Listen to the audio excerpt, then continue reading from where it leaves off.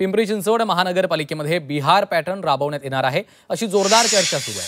बिहारमध्ये नितीश कुमार यांनी प्रत्येक महिलेला 10,000 रुपये दिले होते। त्यामुळे बिहारमध्ये नितीश कुमार आणि भाजपला मोठे यश आलं आणि आता हाच पॅटर्न आता पिंपरीमध्ये एक इच्छुक उमेदवार राबवण्यासाठी थेट वर्ल्ड बँकेकडे 30,000 कोटींच्या कर्जासाठी अर्ज दाखल त्यांनी केलेला आहे। प्रभाग क्रमांक 17 मधील शरद पवार पक्षाच्या माधव पाटलांनी वर्ल्ड बँकेकडे कर्जासाठी अर्ज दाखल केला आहे। महिलांचं आर्थिक सक्षमीकरण करण्यासाठी मला हे 30 कोटींचं कर्ज हवं असल्याचं माधव पाटील यांनी म्हटलेलं आहे।